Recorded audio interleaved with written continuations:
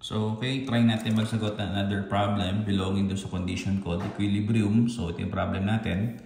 So, we have a 12 feet bar of negligible weight resting in a horizontal position shown. So, itong horizontal bar natin is actually placed in between inclined surfaces. So, measuring 30 degrees, tapos isa naman is 45 degrees. So, ang tanong dito is to compute the distance which is x, at which the load T is equivalent to 100 pounds should be placed from point B to keep the bar uniformly horizontal. So, hanapin natin dito yung distance which is x. So, obviously, since ang pinapahanap natin sa atin dito is actually yung distance, gagamitan natin siya ng moment summation. So, first thing that we have to do in this case is for us to be able to replicate or create the necessary free body diagram. So, tingnan natin, no? So, since ito yung bar natin, meron tayong inclined surface. So, again, meron tayong reaction. So, yung reaction natin should be perpendicular with respect to sa inclined surface. So, in this case, you have what? You have here B. So, in this case, you have RB. So, ito naman kabilang side, you have A. So, basically, you have RA. So, since yung RB natin sa kay RA natin are considered to be inclined, ang gagawin natin dito is we break down natin sila sa kanilang X and Y component force.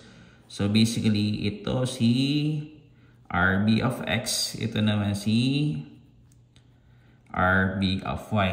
So, next one is sa kabilang side. So, in terms of RA naman, so, ito yung Y component ni RA. And then, ito naman yung X component ni Rx. So, once again, illustrate ko lamang yung mga corresponding formula. So, summation of forces of X, summation of forces of Y, and then last one, summation of moment. So, since ang hinanap natin dito is yung corresponding distance, which is X, obviously, ang gagawin natin dito is for us to be able to take moment summation at either A or at B o sa location 300 as well as sa T. So, try natin mag-take na moment summation at B. So, with moment summation at B, ito natin, no? Ang gawin na pala natin dito is try to take moment summation at A. So, ito natin. So, with moment summation at A, all forces going the clockwise direction considered to be positive. So, bilangin natin available forces. So, you have RB of Y, 1, RB of X, 2, 100 pound, 3, 300 pound, you have 4, area of X, you have 5. The last one, area of Y, which is 6. So, since tayo ay magtitik na moment summation at A, so basically, mawala si area of Y, saka si area of X. Then, notice na yung area B of X natin, kahit saan natin tingnan, wala siyang corresponding perpendicular distance. Or, your RB of X natin, pag nag-project tayo ng line, tatama siya doon at A. So, in this case, from 6 available forces, tatlo lamang yung corresponding force na i-consider natin. Si 100, si 300, as well as si RB of Y. So, in this case, tingnan natin, no? So, kung tayo man ay magtitik ng moment summation at A, ang sign convention ni 300 is you have positive. So, you have positive 300. Then, yung layo niya, ang corresponding perpendicular distance is you have 3. Yan. So, another one is ito, no? So, you have T. So, lumalabas, pag nag-moment tayo at A, ang sign convention ni 100 is you have positive. So, positive 100. Then, ang perpendicular distance, magmula dito hanggang dito. So, titinan natin, ang label nito hanggang dito, you have X. So, ang length naman ng bar natin is you have 12 feet, di ba? So, magmula dito hanggang dito, you have 12. Magmula dito, you have 12. And then, less yung X, you have 12 minus X. So, 112 minus X. Then, last one is yung value ng RB of Y. So, pag nag-moment tayo at A, ang sign convention RB of Y is you have negative. So, negative RB of Y. Yan. So, ang perpendicular distance ng A magmula sa B is yung haba ng bar, which is 12. So, since wala na, is equivalent to 0. Yan. So, kung titignan natin, lumalabas, ilan ba announce natin dito? So, first is wala tayong RB of Y. Another is yung hinahanap natin, which is you have X. So obviously, kung tayo man ay magmo-moment summation A, dalawa yung corresponding unknown. So in this case, hindi natin po pwedeng simplify yung current equation natin unless yung isa sa dalawang unknown ay bibigay or mag-give up, no? So in this case, ang gawin natin is to use the other equations na available sa condition called equilibrium. So titingnan natin, try naman natin mag-take ng summation forces vertical. So summation forces vertical tayo, all forces going up considered to be positive. So basically, available na vertical force natin, you have 1, 2, 3, tapos you have 4. So RA of Y, positive. Sulit ko, positive RA of Y. So negative si 300. And then another negative load which is 100. Then eventually, last one, you have RB of Y. Since it is going up, positive RB of Y. So since wala na, is equivalent to 0. So in this case, lumalabas, you have positive RA of Y. Combine na natin 300 sa 100, you have negative 400 plus RB of Y is equivalent to 0. Yan. So kung titingnan natin, lumalabas, unknown si RA of Y, unknown si RB of Y. So iwanan muna natin uli siya, no? So, ang gagawin natin dito is to try to take summation of forces of X. All forces going to the right considered to be positive.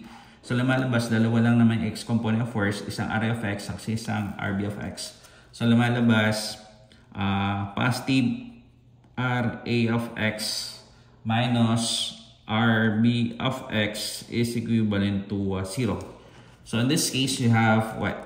RA of X is equivalent to RB of X. So once again, kung titingnan natin, meron ditong RA, merong RB. Ito naman, merong RA, meron ditong RB. So combine natin yung equations na to. So ang gawin natin dito is mag-simplify natin yung current equation. So you have what? RA cosine ng theta of X is equivalent to RB cosine ng theta of X. So, titingnan natin yung corresponding configuration. Ito siya, no? So, meron tayong makikita dito right triangle na 30 by 60. So, ito yung 30, ito yung 60. So, basically, yung 30 by 60 na right triangle na makikita natin dito, yun at yun din makikita natin yung right triangle dito. So, in this case, yung theta of X natin dito, hindi siya 30. Rather, you have 60. Yan. Tapos, kung titingnan natin, dito walang complication. So, kung yung angle natin dito is 45, so basically, ang angle natin dito, which is theta of X, is also 45 degrees.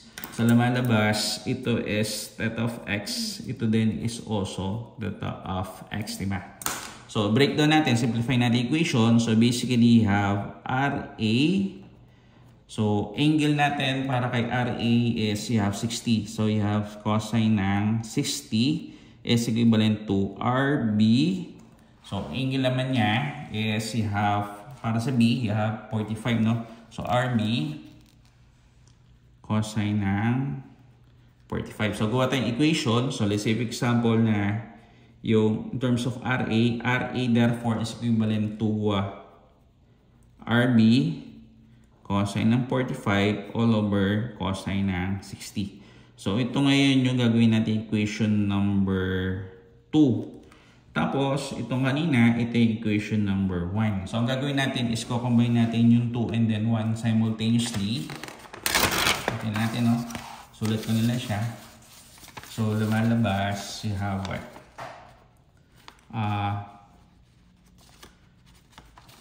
Ang lumalabas dito is you have RA of Y minus 400 plus RB of Y is equivalent to 0. So, breakdown natin siya. So, you have RA, pagka Y, you have sine. Sine ng angle. So, para kay RA, ang available angle niya is 60. So, sine ng 60 minus 400 plus breakdown natin RB of Y. So, you have RB sine na, anong angle para kay RB? You have 45, diba? So, sine ng 45. So, ang gagawin natin dito is co-combine natin itong part na to doon sa equation number 1. So, eventually, ang RA value natin you have RB cosine ng 45 all over cosine ng 60 sine ng 60 minus 400 plus you have RB sine ng 45 is equivalent to 0. So, simplify pa natin to further. So, titignan natin, meron tayong angle dito yung 60. So, sine ng 60, cosine 60, katumbas niya, siya sin cos tan. Diba? So, sabihin, sine all over cosine, provided they have the same angle, equivalent yun is tangent. So, eventually, you have what?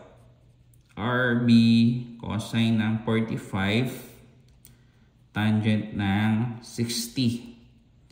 So, itabi na natin si RB plus you have RB sine ng 45.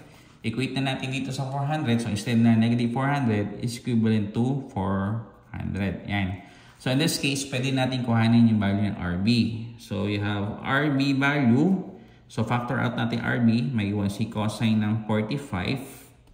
And then, tangent ng 60 plus sine ng 45. Sarado natin is equivalent to 400. So, in this case, pwede natin kuhanin yung value ng RB. So, tingnan natin.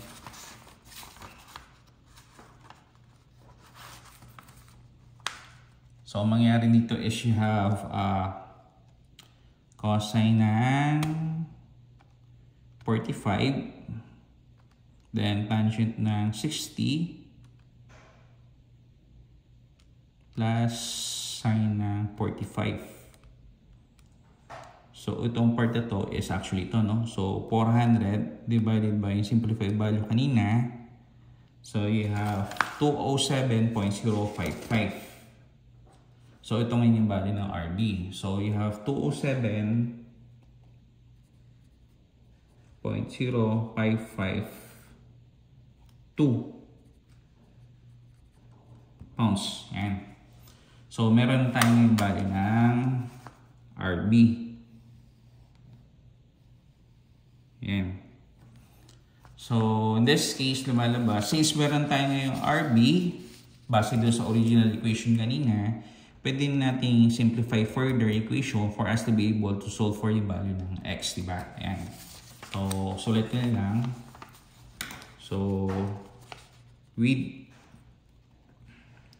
positive 300 multiplied by 3 plus 100 multiplied by 12 minus x minus RB of y multiplied by 12 is equivalent to 0.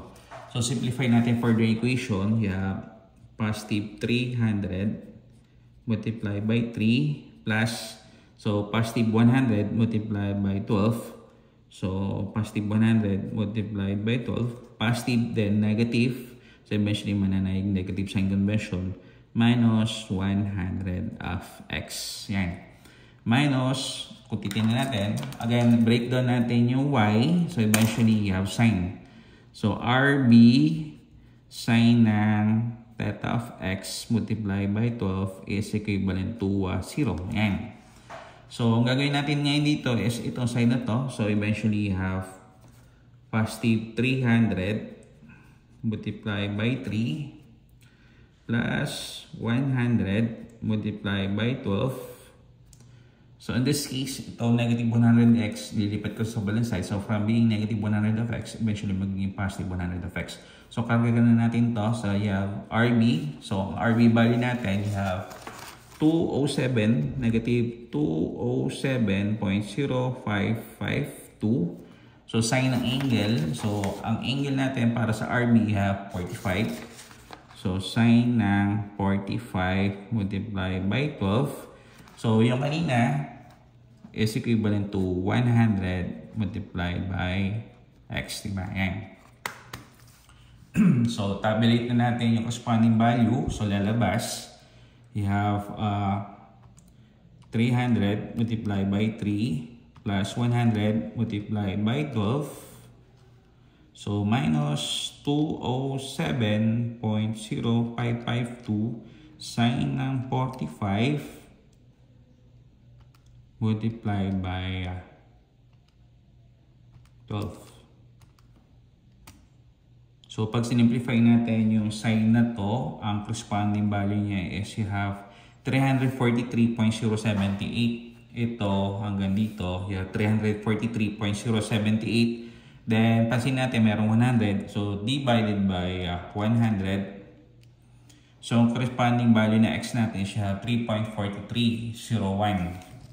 So x natin is you have 3.4301. So ang unit niya basically is in units of the feet. So feet, yan. Now to check kung tama or mali yung obtained values, ang gagawin natin dito is gawa tayong iba moment summation. So kanina nag-moment summation at A tayo. So ang gagawin naman natin dito is for us to be able to try to make moment summation at B naman tayo. So tingnan natin, no? So checking tayo, checking.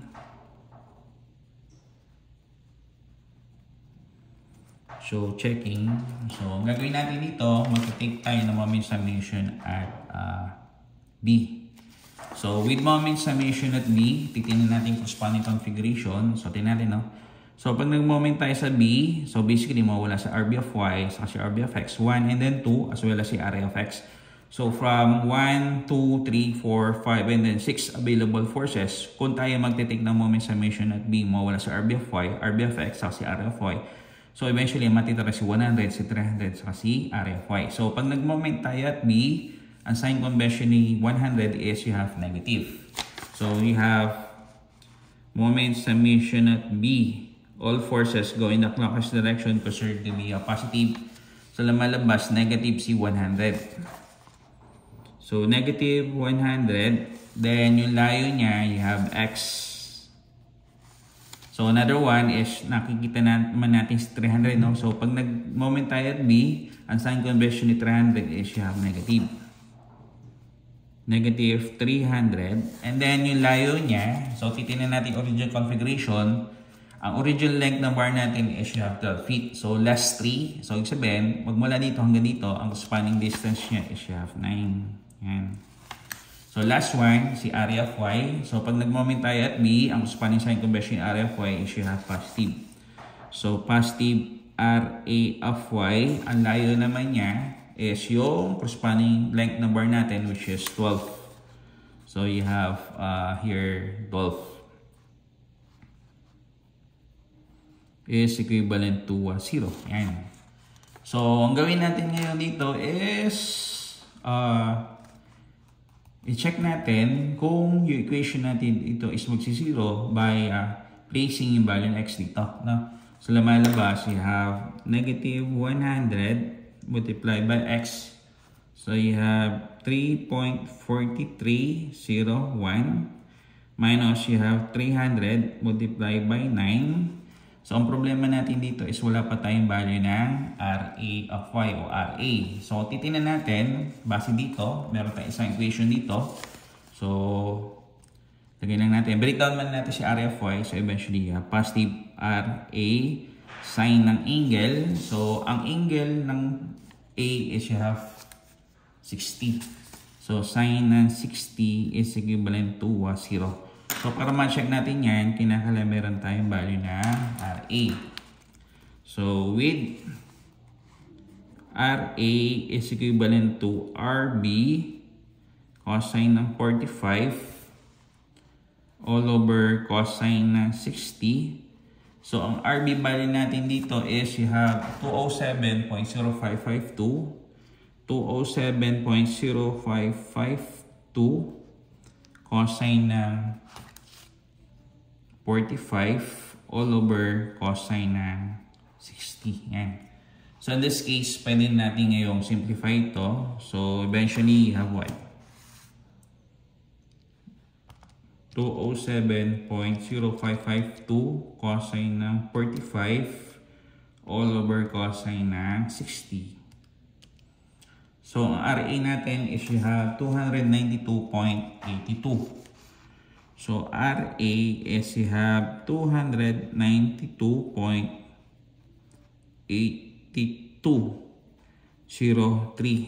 pounds. Diba? So, gamitin na natin siya dito sa original equation natin.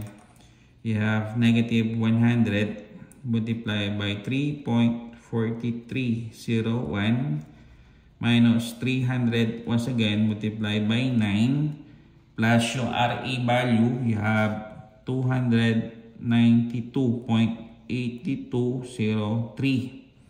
Then, sine ng 60. Sine ng 60 is equivalent to 0. So, since meron tayong mga decimal value, don't expect na yung magiging equation natin dito is equivalent totally to 0. So, rather, dapat ang lumabas sa equation natin is almost equivalent to 0. So, pindutin na natin yung corresponding value sa calculate natin. So, check lang natin kung lalabas siya.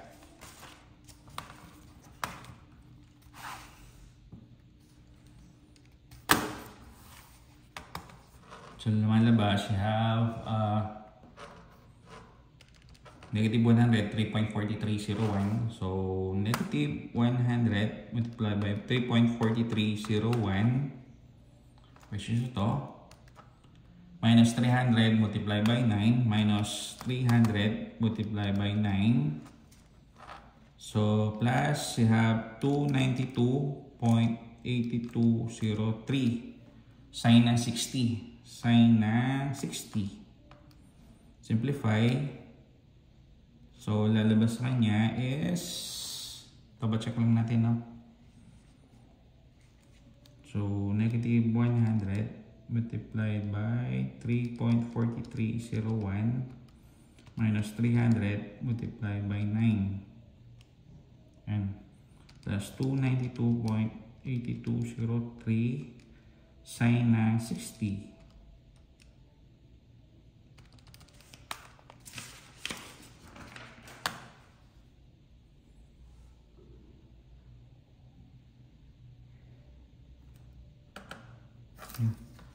So, nakaligtaan ko pala dito yung perpendicular distance which is 12. So, lagay lang natin dito, singit natin yung 12 na perpendicular distance. So, ganun din dito. So, meron siyang perpendicular distance which is 12. So, multiply by 12 is equivalent to 0. So, ito. Tignan natin, So, lumalabas. You have negative 100 multiplied by 3.4301 minus 300 multiplied by 9 plus 292.8203 sine ng 60 multiplied by 12. So, ayan. So, lumalabas natin value is 0.0678. 0.0678 is almost equivalent to 0. So, base dito sa mga obtained values natin, tama lamang na yung corresponding distance natin is you have 3.4301. So, yung layo ng load natin dito, ng T, which is equivalent to 100 pounds, should be placed around 3.4301 para ma-maintain natin yung horizontality ng ating bar para dito sa problem natin ito. So, yun lang.